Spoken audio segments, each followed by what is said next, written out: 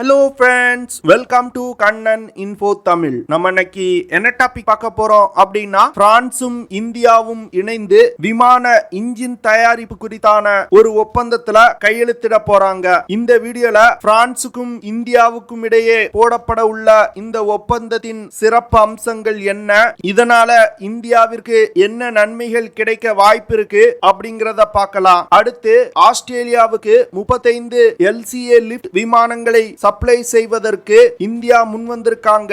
இந்தியாவிற்கு இந்த கான்ட்ராக்ட் கிடைப்பதற்கு வாய்ப்பு இருக்கா, இந்தியாவின் முயற்சி வெற்றி பெறுமா அப்படிங்கிறது குறித்து நம்ம டீடைலா இந்த வீடியோல பார்க்கலாம். நம்ம சேனலை நிறைய நண்பர்கள் சப்ஸ்கிரைப் செய்யாம பார்த்துட்டு இருக்கீங்க, தயவு செஞ்சு சப்ஸ்கிரைப் பண்ணிக்கங்க. நீங்க பண்ற ஒவ்வொரு சப்ஸ்கிரிப்ஷனும் எனக்கு அடுத்தடுத்த வீடியோஸ் போடுறதுக்கு ஒரு மோட்டிவேஷனா இருக்கும். ஒரு விமானத்துல மிகவும் கிரிட்டிக்கலான ஒரு காம்பனன்ட் அப்படின்னா அது அந்த விமானத்தோட ஜெட் இன்ஜின். இந்தியா 1996 இருந்து காவேரி ஏரோ இன்ஜினை டெவலப் செய்ய முயன்று வந்துகிட்டு இருக்காங்க.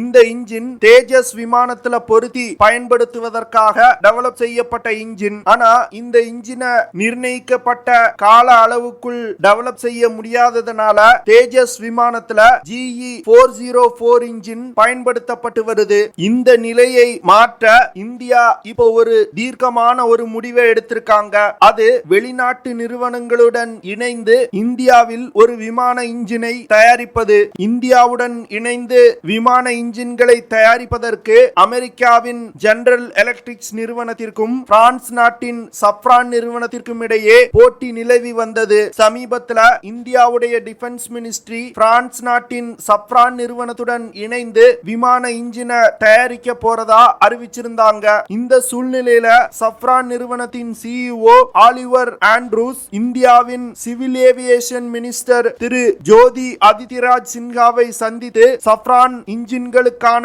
மெயின்டெனன்ஸ், ரிப்பேர் மற்றும் ஓவர்ஹாலிங் ஃபெசிலிட்டி அமைப்பதற்கான ஒப்பந்தத்தில் கையெழுத்திட இருப்பதா செய்திகள் வெளிவந்திருக்கு. இந்த மெயின்டெனன்ஸ், ரிப்பேர் மற்றும் ஓவர்ஹாலிங் ஃபெசிலிட்டி ஹைதராபாத் இல்லனா பெங்களூர்ல நிறுவப்பட உள்ளது.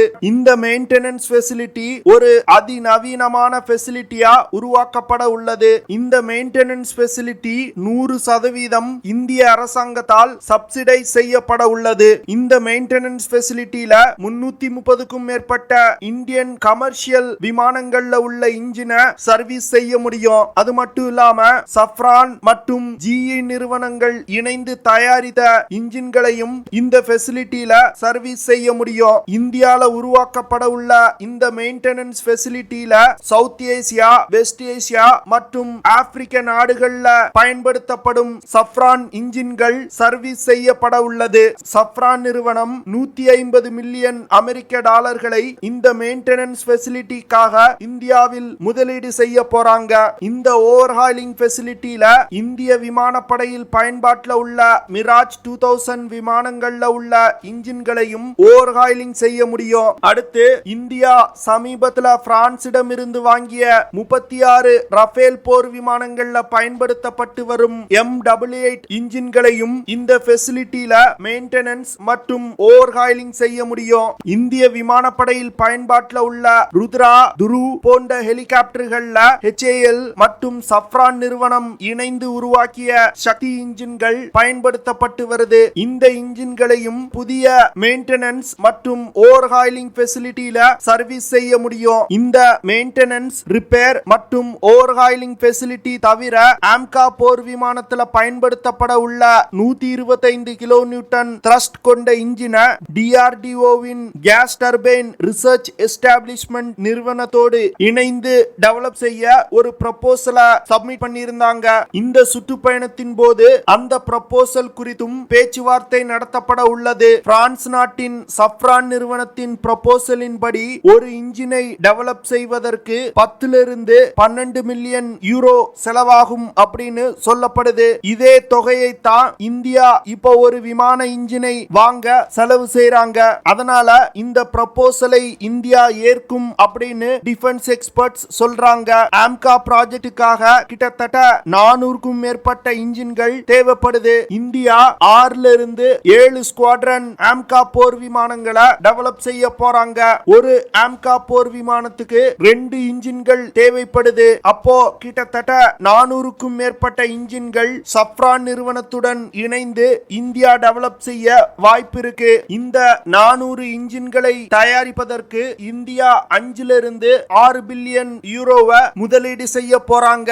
பிரான்சுக்கும் இந்தியாவுக்கும் இடையே இந்த ஒப்பந்தம் கையெழுத்திடப்பட்டுச்சு அப்படின்னா உள்நாட்டிலே ஒரு விமான இன்ஜினை தயாரிக்கணும் அப்படிங்கிற இந்தியாவின் கனவு நனவாகும். அது மட்டும் இல்லாம ஒரு விமான இன்ஜினை உருவாக்குறதுக்கான சப்ளை செயினை இந்தியாவில் அமைக்க முடியும். வரும் காலத்துல எப்படி இப்போ இந்தியா தேஜஸ் விமானங்களை பல்வேறு நாடுகளுக்கு ஏற்றுமதி செய்தோ அதே போன்று விமான இன்ஜின்களை பல நாடுகளுக்கு இந்தியாவால் ஏற்றுமதி செய்ய முடியும். இந்தியாவின் AMCA 5th generation fighter jet project மூலமா ஒரு 25 டன் எடை கொண்ட ஃபைட்டர் ஜெட் விமானத்தை இந்தியா உருவாக்க போறாங்க. இந்த விமானத்துல 1500 கிலோகிராம் எடை கொண்ட ஆயுதங்களை விமானத்தோட உள்பகுதியில ஸ்டோர் செய்யப்பட உள்ளது. 5500 கிலோகிராம் எடை கொண்ட மிசைல்ஸ், பாம்ஸ் போன்ற ஆயுதங்களை விமானத்தோட வெளிப்பகுதியில் இருக்கக்கூடிய ஹார்ட் பாயிண்ட்ஸ்ல எடுத்து செல்லப்பட உள்ளது. AMCA போர் விமானம் 6500 கிலோகிராம் எடை கொண்ட எரிபொருளை எடுத்து செல்லும் வகையில வடிவமைக்கப்பட உள்ளது. இவ்வளவு அதிகமான எடையை சுமக்கும் வகையில இந்த விமானம் டெவலப் செய்யப்பட உள்ளதனாலதான் 125 கிலோ நியூட்டன் த்ரஸ்ட் கொண்ட இன்ஜினை இந்தியா சஃப்ரான் நிறுவனத்துடன் இணைந்து டெவலப் செய்ய போறாங்க. இந்தியா 2024 வருடத்துல AMCA போர் விமானத்தை ரோல் அவுட் செய்ய போறாங்க. 2025 வருடத்துல AMCA போர் விமானத்தோட முதல் பறத்தல நடத்த போறாங்க. அதனால அடுத்த 3-4 வருடங்களுக்குள் இந்த புதிய 125 kilo Newton thrust engine develop செய்யப்பட உள்ளது. அடுத்த டாபிக், ராயல் ஆஸ்திரேலியன் ஏர்போர்ஸ் தற்போது தங்கள் விமானப்படையில் பயன்பாட்டில் உள்ள ட்ரெய்னர் விமானங்களை ரீப்ளேஸ் செய்வதற்கு 35 புதிய ட்ரெய்னர் விமானங்களை வாங்குவதற்கான டெண்டரை ரிலீஸ் பண்ணிருக்காங்க. இந்தியாவின் HAL நிறுவனம் இந்த 35 ட்ரெய்னர் விமானங்களுக்கான கான்ட்ராக்டுக்கு LCA லிப்ட் விமானங்களை சப்ளை செய்ய முன் வந்திருக்காங்க.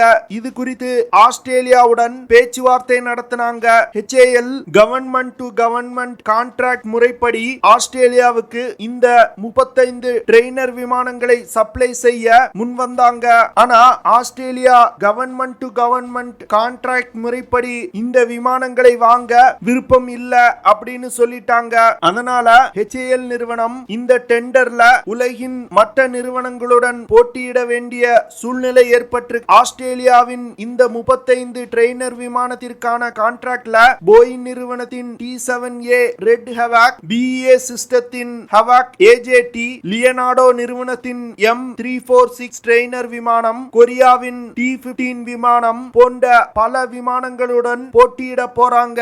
இந்தியா தன்னோட LCA லிப்ட் விமானங்களை $40 மில்லியன் ஆஸ்திரேலியாவுக்கு சப்ளை செய்ய முன் வந்திருக்காங்க.